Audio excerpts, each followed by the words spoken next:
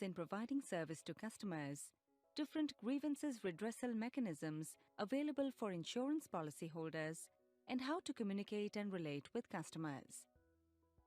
So let us begin by understanding the general concepts of customer service.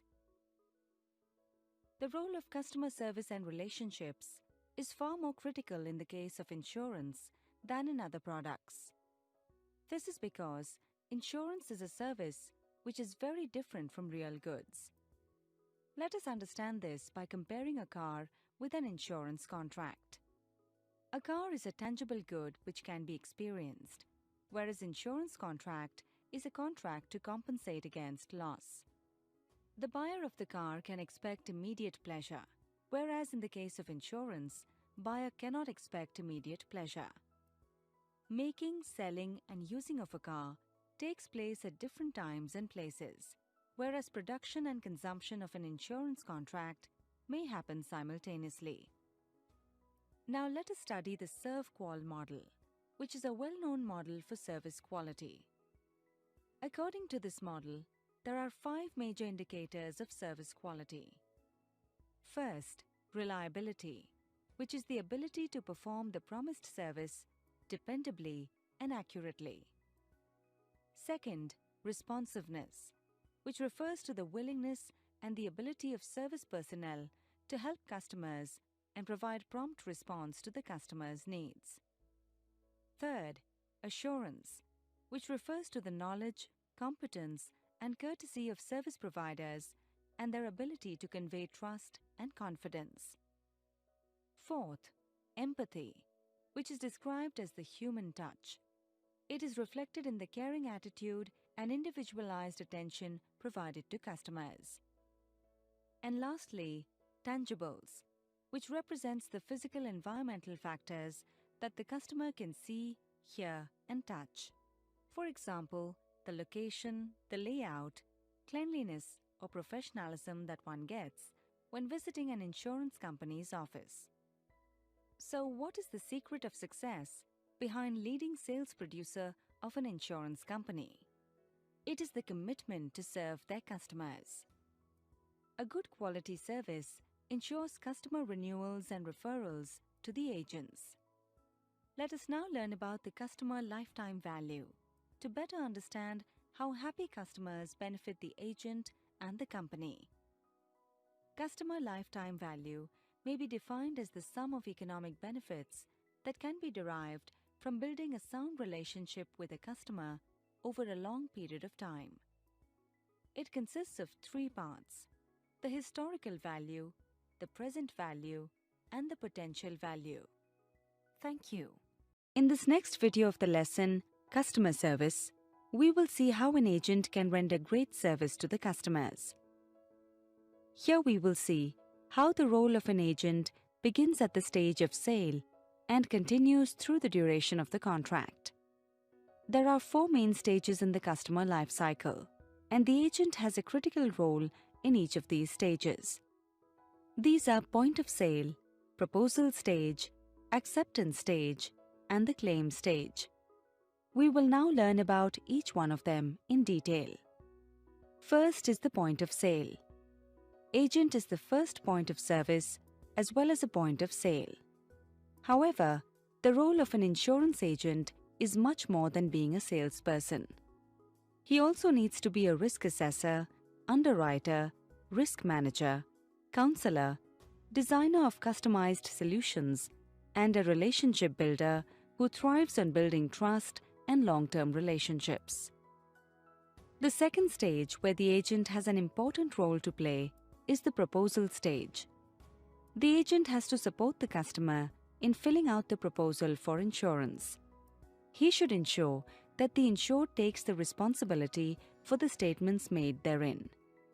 Explain and clarify details to proposer, as in an event of a claim, a failure to give proper and complete information can jeopardize the customer's claim. So, it is the responsibility of an agent to assist the customer in completing all the required formalities and explain why they are necessary. The third stage, where agent has an important role to play, is the acceptance stage. This stage itself is divided into three parts. The first part is the cover note. Here the agent is responsible for ensuring that the cover note is issued by the company wherever applicable to the insured. The second part is the delivery of the policy document, which is another major opportunity that an agent gets to make contact with the customer. The agent should visit the customer and explain the policy, provisions of the document, and anything that is unclear to the customers. The third and last part is the policy renewal.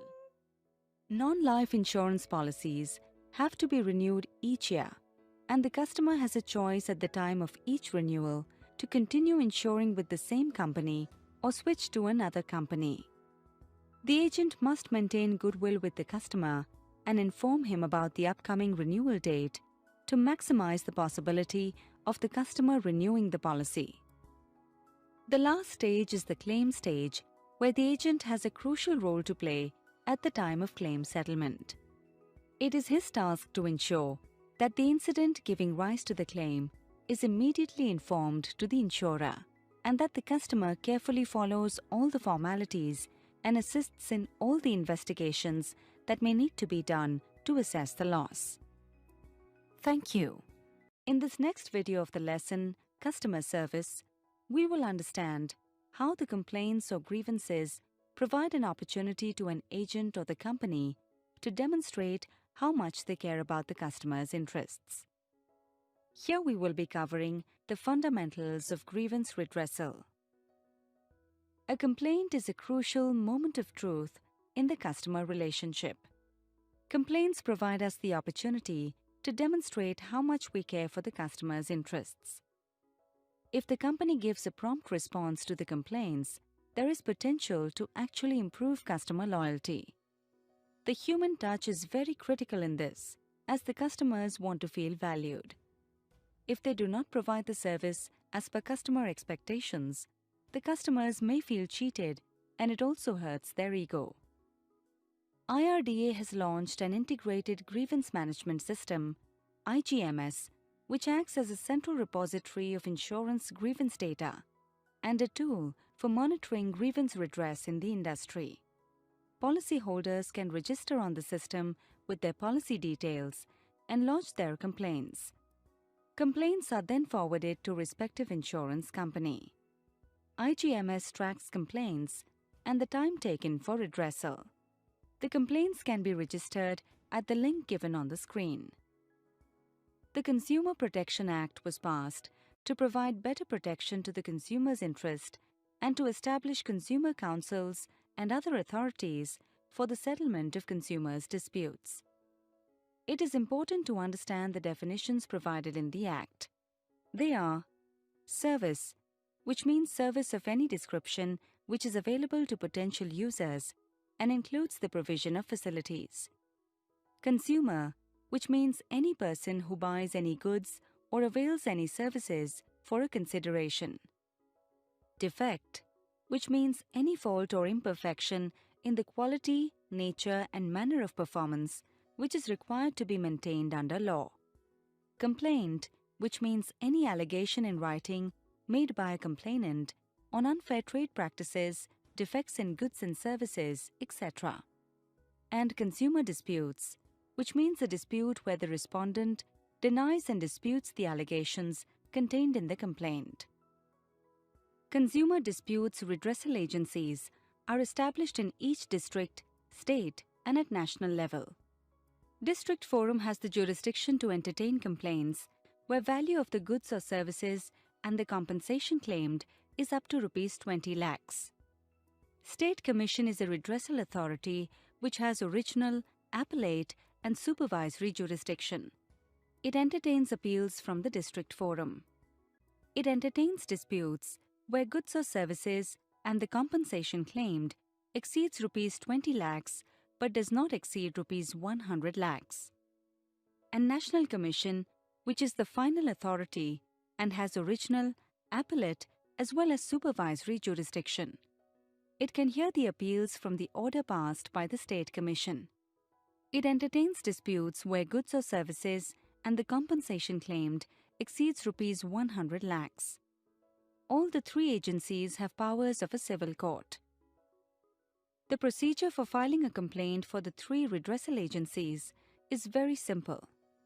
There is no fee for filing a complaint or filing an appeal before any commission. The complaint can be filed by the complainant, and no advocate is necessary for this purpose.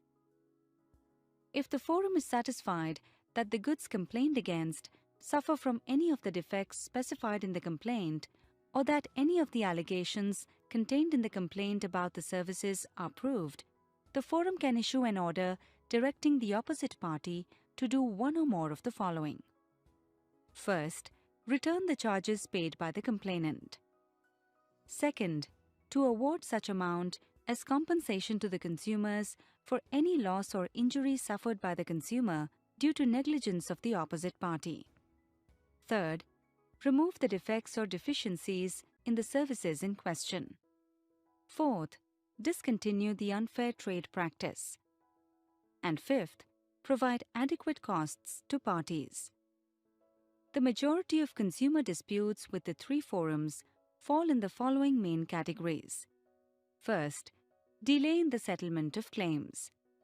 Second, non-settlement of claims. Third, repudiation of claims. Fourth, quantum of loss. And fifth, policy terms, conditions, etc.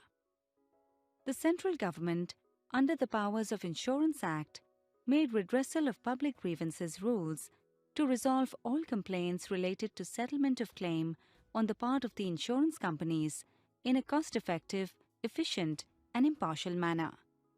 The Ombudsman, by mutual agreement of the insured and the insurer, can act as a mediator and counselor within the terms of reference. The decision of the Ombudsman whether to accept or reject the complaint is final. Complaints can be made to the Ombudsman if the complainant had made a previous written representation to the insurance company and the insurance company had rejected the complaint. The complainant had not received any reply within 1 month after receipt of the complaint by the insurer, and the complainant is not satisfied with the reply given by the insurer.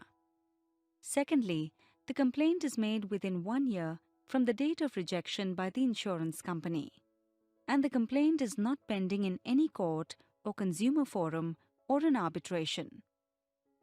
There are certain duties or protocols that the Ombudsman is expected to follow. They are as follows. Recommendations should be made within 1 month of the receipt of such complaint.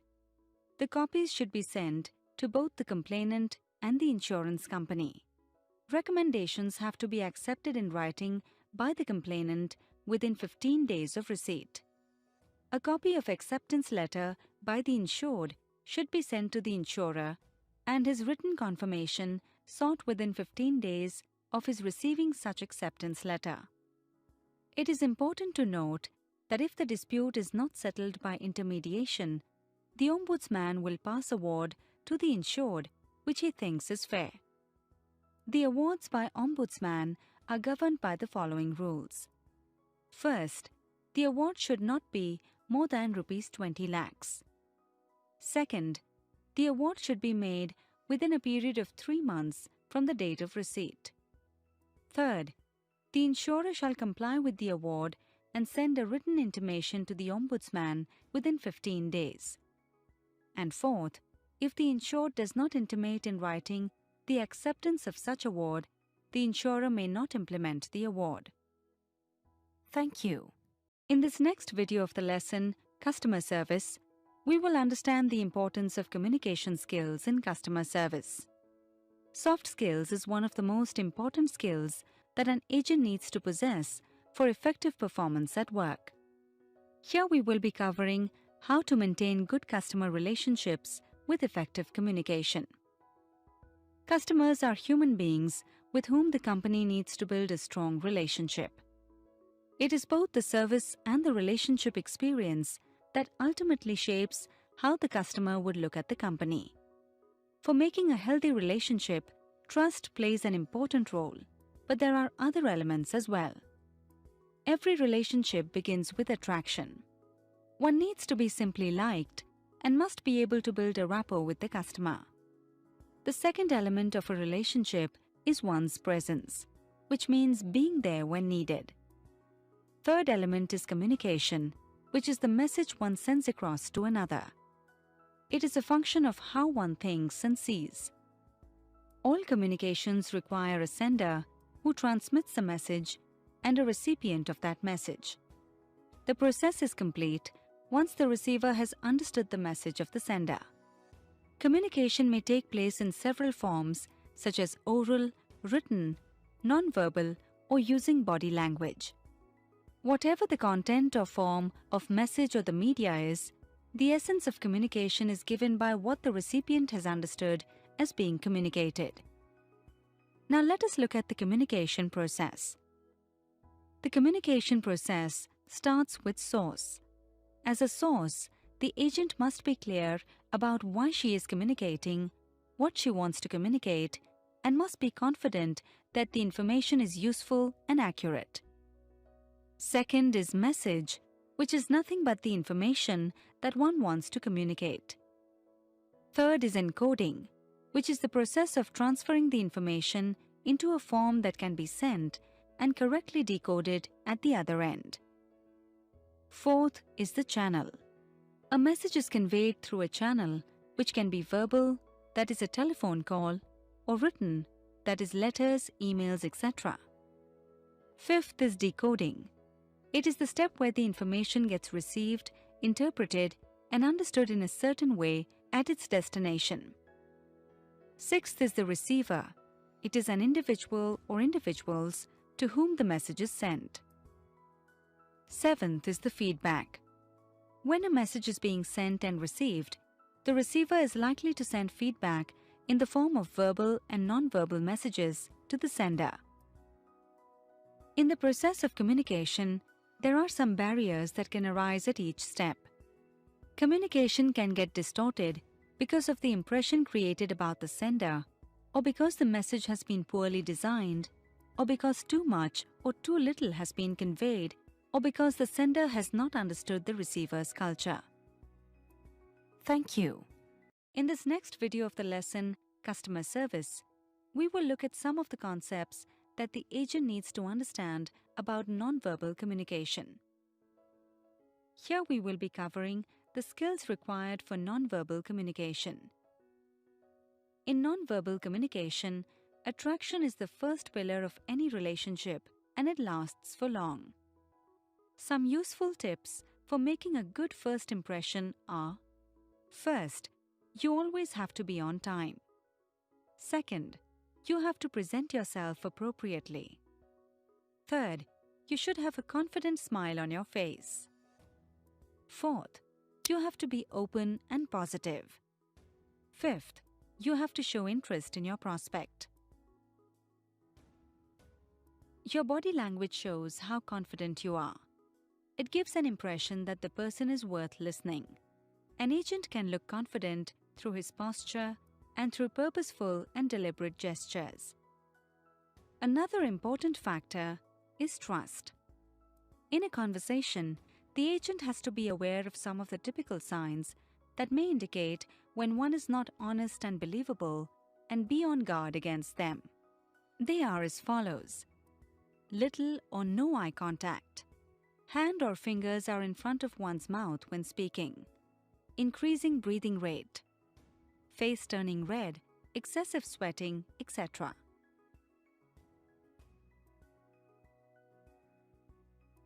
Next, we will discuss another important skill in nonverbal communication, which is listening. An agent should have excellent listening skills. There are two types of listening skills: active listening and empathetic listening. Active listening means that we consciously try to hear not only the words, but try to understand the complete message. The elements of active listening are: paying attention, demonstrating that you are listening, providing feedback, not being judgmental, and responding appropriately. Empathetic listening Implies hearing and listening patiently and with full attention to what the other person has to say, even when you do not agree with it.